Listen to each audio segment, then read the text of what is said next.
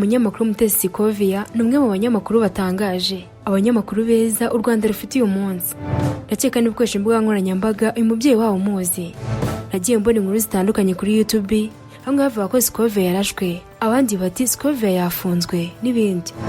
Ariko ikigaragara ni ya maco y'inda bamwe mu ba YouTube bakoresha kugira ngo babone views nyinshi, kuko Scovia ni muzima ndetse akomeje akazi ke nk'uko bisanzwe. Ariko bureka gato, kuki Mutesi Scovia adahemaguruka mu mitwe y'inkuru z'ibitangazamakuru bitandukanye? Kuki hari bamwe mu bamutinya se? Ese akuraho imbaraga zo gushaka inkuru niyo byaba bisa nk'aho ari ukwiyahura? Ahubwo se akuraho imbaraga n'umurava byo kubaza ibibazo bikomeye imbere y'abayobozi bakomeye nka nyakubahwa Perezida Paul Kagame? Mutesi Scovia ubundi ni muntu ki? Reka twinjire muri The Inside y'uyu munsi. Mugire byose utaruzi kuri uyu munyamakuru.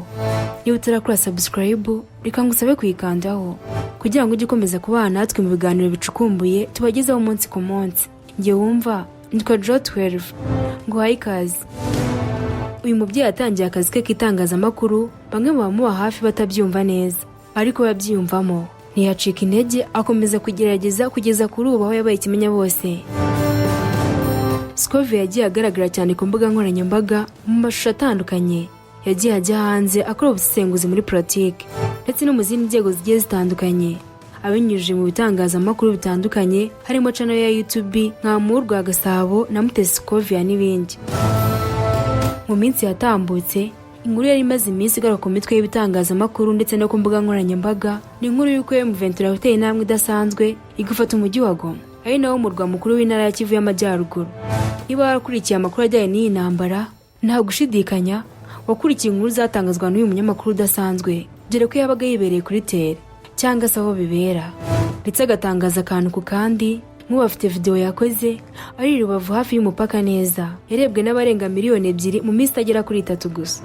Si ubwa mbere Mutesi Scovia akora ibisa nko gufata risk akajya hafi neza y'abera imirwano kugira ngo atugezeho amakuru atariho ivumbi, kuko murabyibuka no mu bihe byashize aho yajyaga aho M23 yabaga iri kurwana, ndetse n'igihe yajyaga muri Mozambique aho ingabo z'u Rwanda zari mu butumwa bwo kugarura amahoro. Nk'umunyamakuru ukomeye kandi ukora ibintu by'ikinyamwuga, ku wa 15 Ugushyingo muri 2024 Mutesi Scovia yatorewe kuba umuyobozi w'inama y'ubutegetsi y'urwego rw'abanyamakuru bigenzura RMC, asimbuye Kirofasi Barore wayiyoboraga kuva mu Kuboza 2016. Mutesi washinze ikinyamakuru Agashya yari umukandida rukumbi, kuko Rwanyange wa Panorama nk'umuntu azi neza kuko bakoranye kandi akaba ari umugore ushoboye. Abayobozi b'inama y'ubutegetsi batuye muri 7 bayigize, barimo 4 babanje gutorwa, barimo Rwanyange wagize amajwi 37, Philibert Ginema w'igihe wagize amajwi 50, Mutesi Scovia wagize amajwi 80 na Nyirarukundo wagize amajwi 31. Muri rusange 4 mu bagize inama y'ubutegetsi nshya ya RMC batuwe n'abanyamakuru 142, buri wese atora umukandida w'umugabo n'uw'umugore hashingiye ku ihame ry'uburinganire mu miyoborere y'umwuga w'itangazamakuru mu Rwanda. Barore wasimbuye kuri uyu mwanya yashimye bagenzi be bakoranye mu bihe bigoye, mu bihe bikomeye, ariko abagize inama y'ubutegetsi bakoranye ubwitange, ubunyangamugayo. Ahamya ko we na bagenzi be basize kuri RMC ifitiwe icyizere n'abanyamakuru ndetse n'abaturage kubera ko bayiyambaza. Yaboneyeho gusaba abagize inama y'ubutegetsi cyo gukora neza, asaba n'abanyamakuru kuyigirira icyizere. Mutesi yavuze ko atewe ishema no kuyobora abanyamakuru bagenzi be. Yavuze ko ari abahanga, bashishoza kandi baharanira uburenganzira bwabo, ndetse basaba gukomeza iyi migirire. Umuyobozi mukuru w'inama y'ubutegetsi cya RMC yasabye abanyamakuru kumufasha guteza imbere umwuga w'itangazamakuru, agira ati uruhare rwanyu niyo tsinzi yanjye kandi niyo tsinzi yacu. Yatangaje ko atazahindura akazi ke kuko azakomeza gukora nk'umunyamakuru, abangikanye inshingano n'umuyobozi w'inama y'ubutegetsi, asaba abayobozi b'ibinyamakuru kumufasha no kunoza kurushaho uyu mwuga. Ariko se mu by'ukuri uyu mugore wagizwe umuyobozi mukuru w'inama y'ubutegetsi y'urwego rw'abanyamakuru bigenzura RMC ni muntu ki? Muri iki kiganiro uraza gusobanukirwa ibigwi by'umunyamakuru udakunze kuvugwaho rumwe na benshi, bakunze kuvuga ko agira amahane cyane, bigatuma bamwita igishegabo n'andi mazina menshi. Muri The Inside y'uyu munsi ngiye kukubwira akantu ku kandi ko Mutesi Scovia, nkubwira uburyo yisanze mu mwuga w'itangazamakuru ndetse n'aho akura imbaraga zo gukomeza gukora ibikorwa by'indashyikirwa. Nkubwire ku buzima bwe busanzwe. Nunkurikira neza, inkuru ya Scovia irakwigisha isomo rikomeye uzahora uzirikana mu buzima. Amazina ye yiswe n'ababyeyi ni Mutesi Scovia. Yavutse mu 1986. Avukira mu gihugu cya Uganda, aho umuryango we wari warahungiye. Akiva mu buhungiro n'umuryango we batuye mu ntara y'Iburasirazuba bw'u Rwanda. Kuri ubu akaba abarizwa mu mujyi wa Kigali. Scovia ubwo yari mu kiganiro n'itangazamakuru yavuze ko yavukiye mu buzima bugoye nyuma yo kubura umubyeyi w'umubyara ari we mama we. Yavuze ko yitabye Imana akiri muto cyane ku buryo atibuka n'isura ye barebana amaso ku maso. Kuva ubwo papa we niwe wahise ufata inshingano zose z'urugo maze abitaho we n'abavandimwe be. Iki nicyo gituma uzakunda kumva uyu mugore avuga ko akunda papa we cyane kuko ngo yamubera urugero rwiza. Ibi kandi ngo nibyo byatumye akura yumva ko nta murimo n'umwe umugabo yakora batakora uretse gutera inda byonyine. Kuri ubu Scovia ni umugore w'umugabo umwe n'abana babiri, umukobwa n'umuhungu. Scovia tumuzi nk'umunyamakuru ukomeye cyane hano mu Rwanda. Umunyamakuru utagira uwo atinya cyangwa se ngo agire icyo atinya kuvuga. Ubwo avuga ko atinya gukora icyaha ndetse n'igisa nacyo, ndetse agatinya n'amategeko aho ava akagera. Akaba azwiho gusesengura byimbitse inkuru zitandukanye, haba mu miyoborere, ubukungu, ubutabera ndetse n'izindi nkuru zinyuranye. Uyu mugore yavuga ku rugendo rwo rw'itangazamakuru yemeza ko Rwanyange wari umunyamakuru w'igihe ariwe wamushyizemo imbaraga atangira gukora hari mu mwaka wa 2011. Ikindi kandi ngo ni nawe wamwigishije uko bategura inkuru. Avuga ko umunyamakuru-kazi yafatiragaho urugero mu gutegura no kuyobora ibiganiro bikomeye n'abayobozi ari Solange ya none wo kuri Radio Isango Star.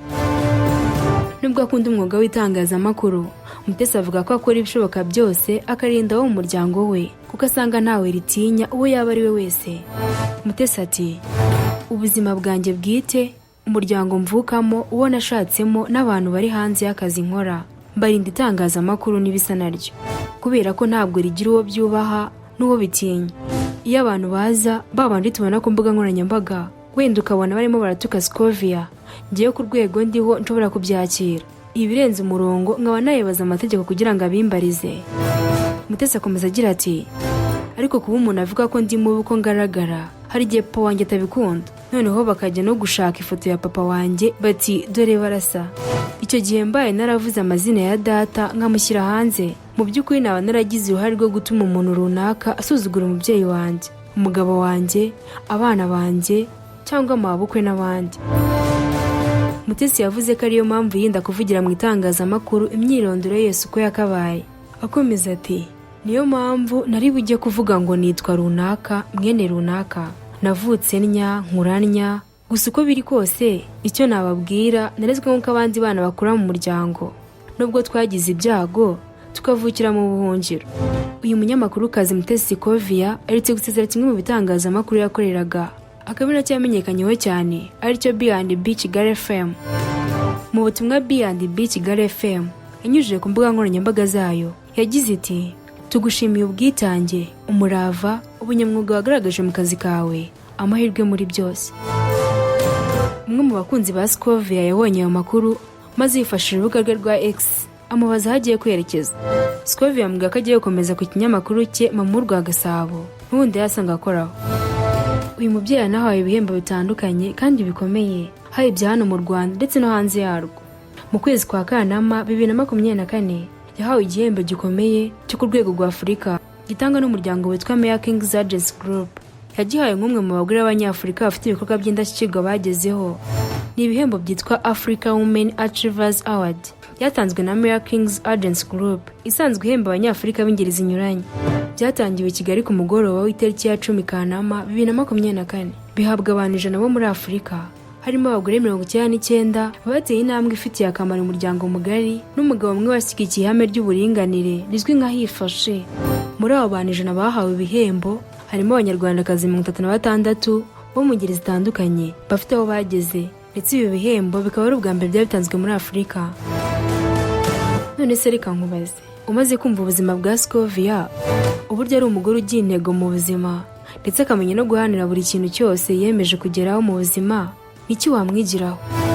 Ahubwo se wumvise uburyo azi gutandukanya ubuzima bwe busanzwe n'ubuzima bw'akazi, cyane cyane ku mbuga nkoranyambaga? Ibisabye nta somo wabikuraho? Duha igitekerezo cyawe muri comment. Njye wumvaga Njojo Tuweru, mushimira ko wabanye natwe, Imana ikurinde.